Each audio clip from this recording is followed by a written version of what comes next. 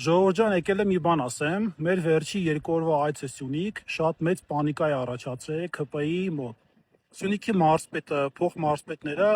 անդրադարձել են Նարեկ Կարապետյանի խոսքին, փորձելով ներկայացնել իրենց մանիպուլատիվ թեզերը։ Առաջինը ՔՊ-ն ընդհանրապես սովոր չի առողջ քննադատության։ Իրենք միշտ լսել են վիրավորանքներ, հայոյանքներ իրենց հասցեին, բայց սովոր չեն, երբ որ իրենց առողջ քննադատում են։ Ու սկսում են կեղծ թեզեր մտածել։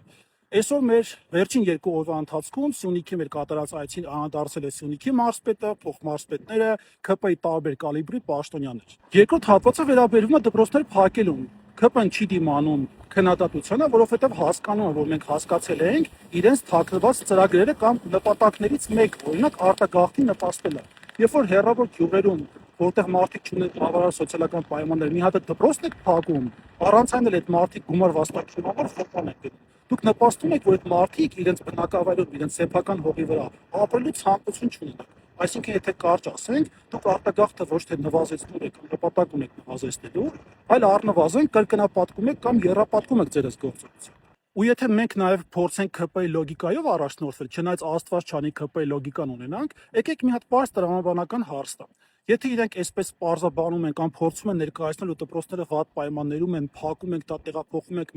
մեկ կետում ենք բացում, մեկ տեղում ենք բացում, այտենց լավ չի։ Եկեք գյուղերի պոլիկլինիկաները կամ այն հիվանդանոցները, որոնք ըստ ձեր պատկերացման բավարար պայմաններ չունեն, փակեք, տեղափոխեք ավելի մեծ բնակավայր, ավելի խոշոր գյուղ, այնտեղ բացեք։ Այդ ձեր համար ի՞նչ տարբերություն մարդը այդտեղ կապրի կամ առողջ կեցության պայմաններ կունենա կամ առաջի օգնության պայմանները ճիշտ ժամանակին կունենա, թե ոչ։ Սրանք է ՔՊ-ի հիմնական ուղղությունները, հարգելի հայրենակիցներ, մի տրվեք մանիպուլյացիաներին եւ ձեզ վստահեցնում եմ, որ մենք հաղթելու ենք մեր ձևով, այլ տարբերակ չկա։